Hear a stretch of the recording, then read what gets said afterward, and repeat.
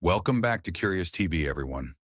Today we're diving into one of the most confusing and strangely invisible forces shaping the modern world: global debt. Every country owes money, every government borrows, and somehow the world collectively owes over $315 trillion dollars, a number so big it almost loses meaning.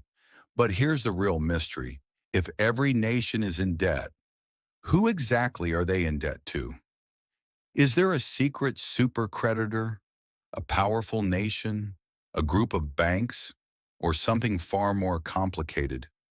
In this video, we're going to break down where global debt actually comes from, who really owns US, European, and Asian debt, the hidden loop that makes nations owe money to themselves, why governments never plan to pay their debt off, and finally what it means for regular people like us. So sit back, settle in, and let's uncover the truth behind one of the biggest illusions in global finance. Who really owns the world's debt?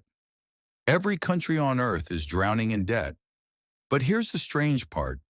If everyone owes money, who is the world actually in debt to? The United States owes over $38 trillion. dollars. Japan owes over $9 trillion. dollars. The European Union? Nearly $14 trillion. dollars. Even wealthy nations, Saudi Arabia, Germany, China, are buried in IOUs. So here's the real mystery we're solving today. If every nation is a debtor, then who is the creditor? The answer is not what most people think, and it reveals how our entire global economy actually works. Welcome to today's lecture. Section 1. The Debt Paradox. We often imagine debt as something simple. One person borrows, one person lends. Easy. But when entire countries borrow, it becomes something far more complicated.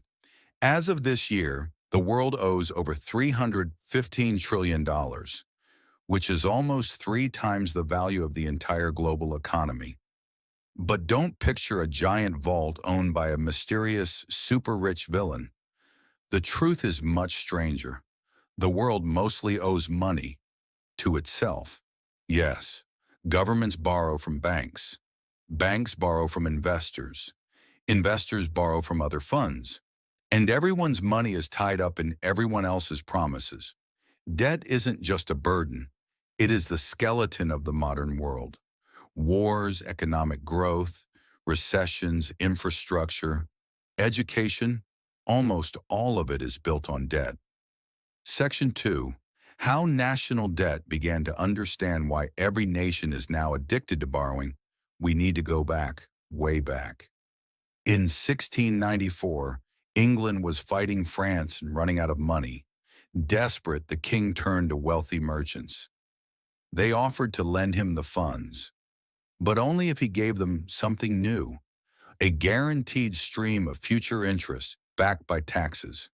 This deal created two things.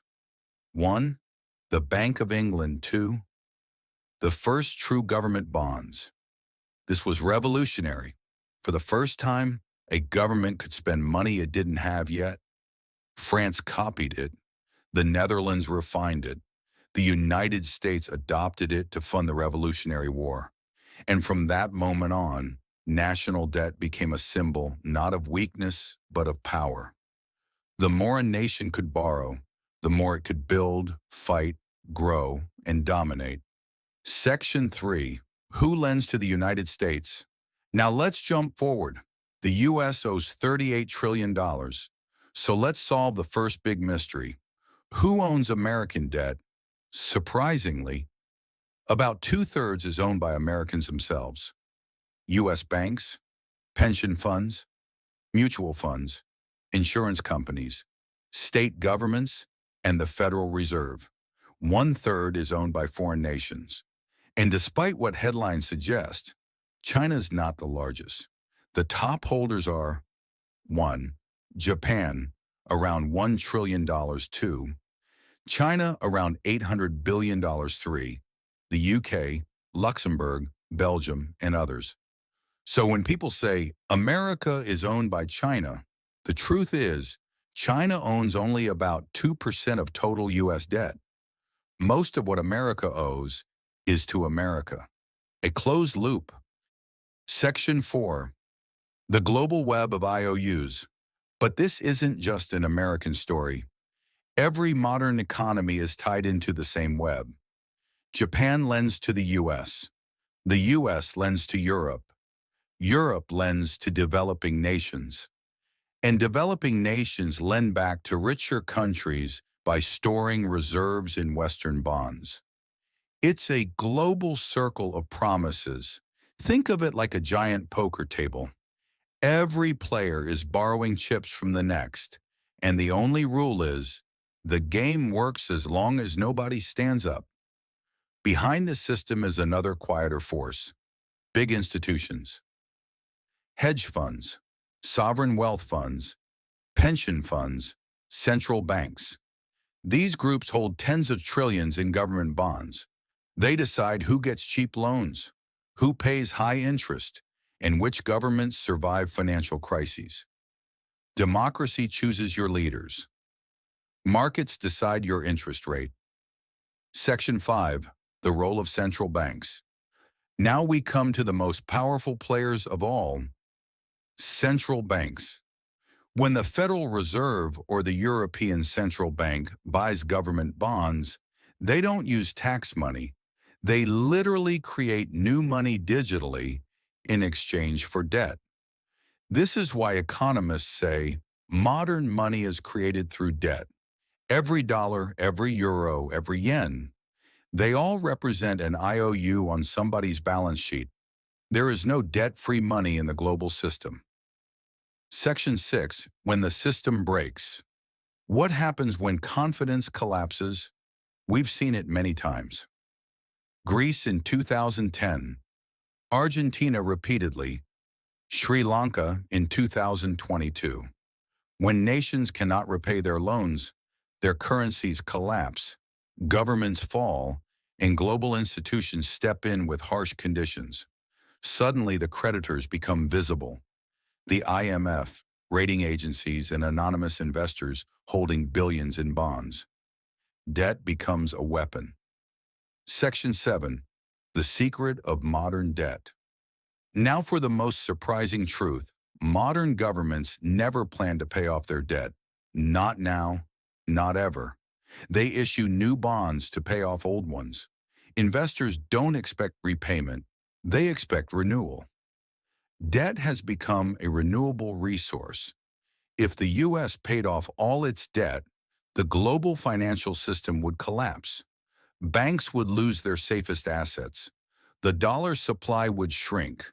Markets would implode. This is why national debt isn't meant to disappear. It's meant to circulate, like blood in an economic body. Debt is the heartbeat of global capitalism. Section 8. So who owns the world's debt? Here is the final answer. There is no single villain. There is no single owner.